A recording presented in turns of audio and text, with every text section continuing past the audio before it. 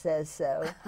But I am so impressed by your drive that exceeds what one expects from somebody with disabilities. So that's your mother's version of how she treated you. What did you think along the way? I think I, first of all, got my drive from my mother. And yes, there were challenges in life, and I was pushed. And there were times where I didn't like it, where it was like, this is not fair, it should be easier. But in the end, looking back now at my age, looking back at how I grew up, I really appreciated all that she did for me and how she pushed me to be the best I could be, to be as successful as I can be, to be as independent as I can be. And I'm really appreciative of it. Did you ever imagine that you would go on to higher education? It had always been my goal. I didn't imagine how easily it would happen, but it had always been my goal. And how did you manage maneuvering around campus? A key aspect for when I was looking at campuses was actually looking at the accessibility of them. And in my research, I had learned that most college campuses are older, so there were challenges there. And then I found my current university, which had met all the ADA standards needed to make it accessible. And when I went to see the campus, not only was it gorgeous and perfect, it was completely accessible to me. So it ended up working out great. Well, now I understand you're living independently. I am, yes. Well, thanks to my wonderful dog. Your wonderful companion. What role does Talese play in your life? Talese is an angel in my life. She helps me do all the daily activities and chores that there are to do. Laundry, making my bed, cleaning my room, putting things in the car to go to school. I can give you an example if you like. Well, yeah, does she respond to a command? How does that work? Yes, she does. She responds to vocal and body commands. Well, let's see what she does. Talese, get. Don't get.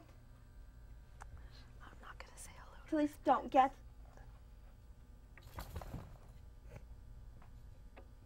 Good girl. Come here. Bring it here. Talese, here. Good girl. Sit.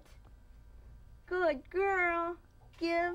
Nice job. Bravo. Bravo. Good girl. Down. Now, why did you say don't Good get? Don't is to reinforce a command that was given if she doesn't respond immediately. Don't is to refocus her attention and send her on her way to complete the task. Well, that's just extraordinary. Thank you. I think you can't believe these things until you actually see them. Very true. But you've done something that so many children of your age don't even strive to do. What other things have you done that are kind of out of the realm of usual activity? Well, I like lots of activities, but one of my favorite ones to do is paragliding, actually. It's fun, not only because it's a freeing experience. I get to be in the sky, which is something I love, because being short, I have a different view of life. Because sitting in a chair, it makes you shorter.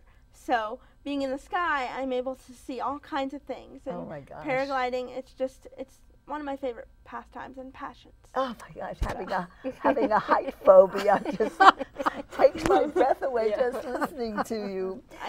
If you had only one message for society, what would you say to them about how you should treat physically challenged people? I would say it's really important to treat everybody the same.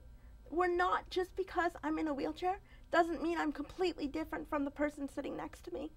It just means I have a physical challenge. And I think everybody should be treated equally. And I'm sure you say, bring it on. Yes, I do, very much so. Yeah. Well, Gayle, you have written a book, and I know it is probably the gift in adversity. I'm sure it's an outgrowth of what life dealt you, like making lemonade if you've been given a lemon. So what would you find your readers looking for? What would they seek for reassurance in dealing with children who have disabilities and just facing life's difficulties? Well, not only for parents of children with disabilities, but really I think for anybody who reads the book, and that wasn't the intention, but it turned out to be that way, according to some of the readers, that none of us escape. We all go through difficult times. And pretty much that things are, if you face them, you realize that you have power, that you can in fact, as you can hear from Erin, that she has power. She believes in herself. When things happen to people, we discover our own power from within. And this is critical to get through. You get through it by just feeling the feelings, as you said, Christine, not denying it, trying not to fix the situation. You can't fix something because you think it's broken. Right. Maybe when I had said, when my daughter, I thought she was broken, so I had to fix her. And until I came to realize that she is exactly who she is supposed to be. Look what has been accomplished because of her. Yes, well, we only have a couple of minutes left, and I wanted to touch on some areas. Like, what happens with family dynamics when there are siblings who perhaps feel that they are not getting their fair share of treatment? They often don't. Well, how should a parent deal with that? And I think it's very important for a family to have balance, that everybody needs to have their needs met. And that means not only the child with a disability, not letting the disability loom larger than the family, but the parents must have time to themselves, the siblings must have time to themselves, they must have attention, and it must be as equal as possible. Everybody has to take turns, in essence, and I've seen it happen. So I'm not expressing something that's not possible. For those people who are watching this, they may say, how can we do this? How can we leave our child with a disability home when we are going out and having a good time? They have to recognize their own guilt, their own sense of responsibility to the whole family. It's not just the mother's job or the father's. Yeah, it must be terrible just living with that guilt and overcoming it. Did you find that hard too? That was hard too. I can't tell you enough about how much I've enjoyed your program, because I feel that I have gained a lot in terms of my outlook on life, my philosophy. I'm so impressed by what you have accomplished, all three of you, and I think that our viewers will be inspired to face what vicissitudes life has led them to and fed them.